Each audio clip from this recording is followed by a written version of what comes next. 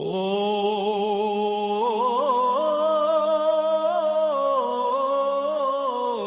Manipadma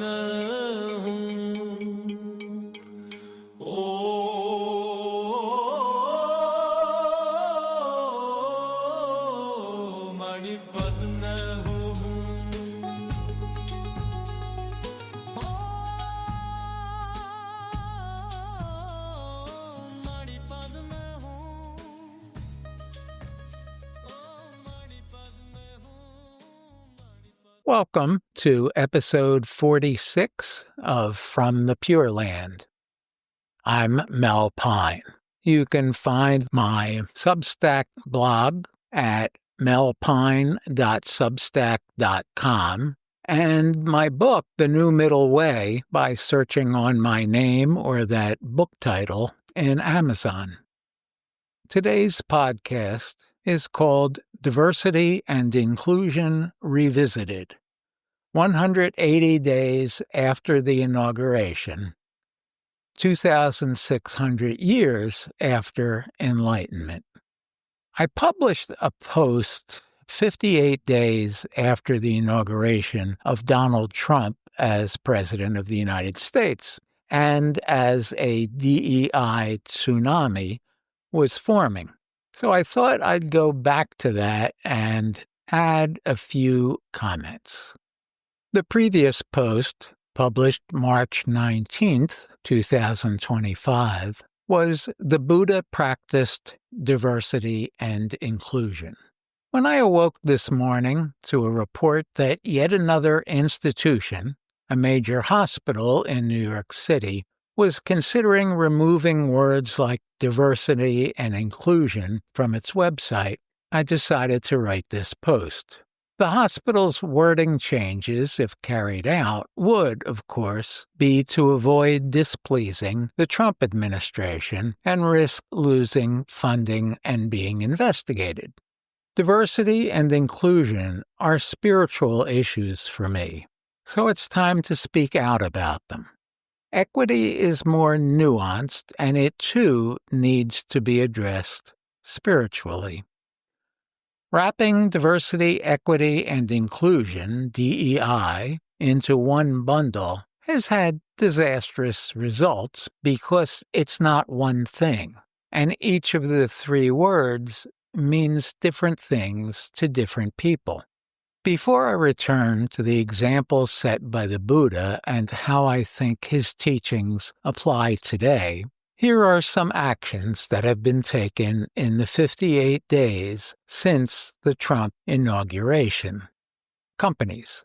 Amazon removed references to inclusion from its 2024 annual report filed with the SEC and scaled back DEI language on its website. Alphabet, Google, removed DEI references from its annual report.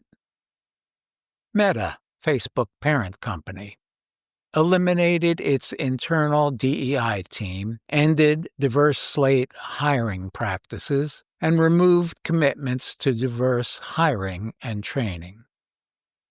Disney shifted away from diversity and inclusion, focusing instead on talent strategy, removing advisory messages related to negative cultural depictions in films, and scrapped its Reimagine Tomorrow program aimed at uplifting underrepresented communities.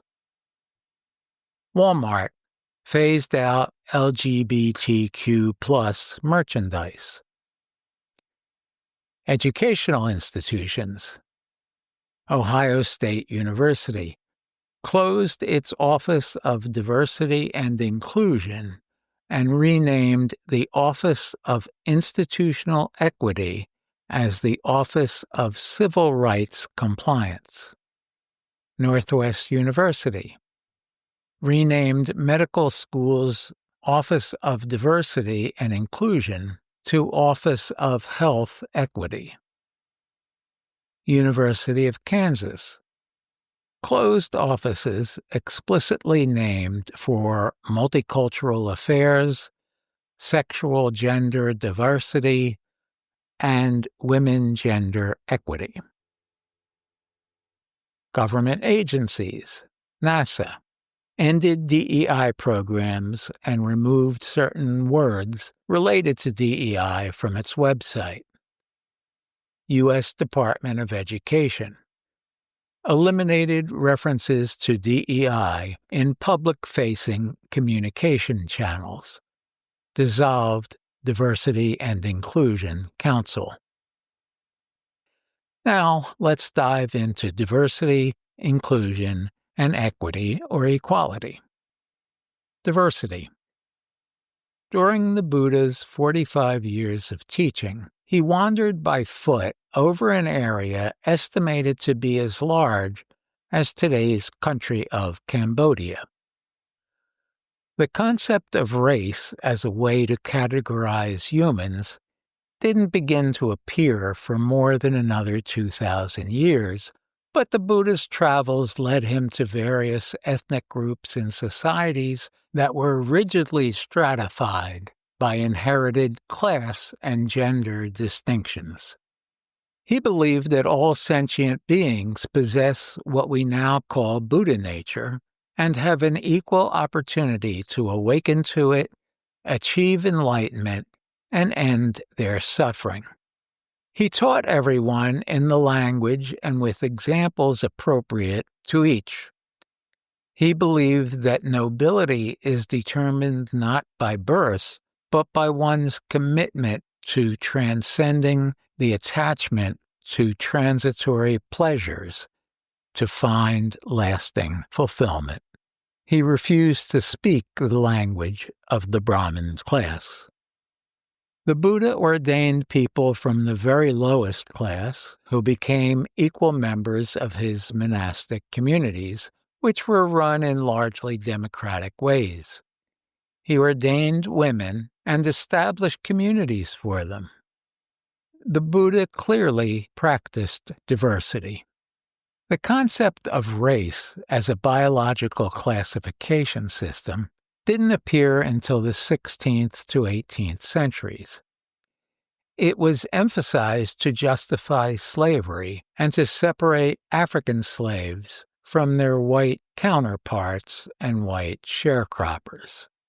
Today, anthropologists and geneticists widely recognize race as a social construct rather than a biologically valid category. Genetic research has demonstrated that human genetic variation is predominantly within rather than between populations traditionally labeled as races. Nevertheless, both sides of the DEI polarity keep the social fiction of race alive by clinging to it and making it the centerpiece in diversity discussions. I can't speak for the Buddha, of course, but my preference is to take diversity of class, education, income level, and ethnicity at least as seriously as we do that of race. I do my best to treat everyone in the same way as the Buddha did. Inclusion. In the Buddha's monastic communities, during a strong paternalistic era of history, he separated men from women, but in their respective communities, each had an equal say in those matters that were up for debate and an equal opportunity to speak. In the modern world, institutions of all sorts benefit when members are exposed to a range of backgrounds, worldviews, and opinions. Equity or equality. We might quibble over some aspects of diversity and inclusion, but I think most of us, despite arguments over the monolith of DEI, agree that those are values worth paying attention to. I see them as spiritual, moral, and ethical imperatives, as well as societal goods. Then we get to the two E's and draw a newly invented distinction between them.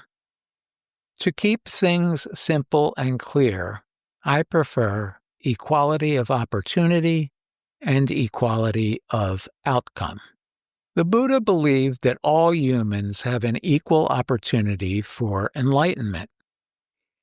He treated and taught all equally, but he called noble those who were committed to transcending transitory phenomena, like the monks and laypersons who got his teachings, and the people he called ordinary beings. The Buddha's most capable students, including some women, got leadership roles in the community. He didn't rotate leadership positions so that everyone got equal time as a leader. In the modern world, income and wealth are widely imbalanced. It's absurd when a corporate CEO makes $4.8 million a year and the long-serving janitor who cleans the CEO's office makes $48,000. I wish our economy made that difference less steep, but that doesn't mean we should wave a magic wand and pay each $2.42 million a year. It also doesn't mean they should take turns running the company. True equality of opportunity is the only solution I can see. How to make opportunity equal for all is what we should be discussing. That was the previous blog, 58 days after the inauguration, and now 122 days after that blog post, the tsunami has all but obliterated the advances DEI has made since 2020 when George Floyd was murdered in Minneapolis. I prefer to think of diversity, inclusion, and equal opportunity. As I explained in the earlier post, the Buddha practiced those. He did not practice equal outcome. Training the mind, calming the passions, acting with compassion, and practicing the dharma result in less or no suffering. Giving in to anger, hatred, sensual desires, and the vicissitudes of life leads to more suffering. We have equality of opportunity. We can choose our path. The outcome is up to us. My book, The New Middle Way, A Buddhist Path Between Secular and Ossified Enlightenment for Regular Folks, is available from Amazon and Audible. The Kindle edition is currently just $2.99, but I expect that to change soon. May you all be well and happy.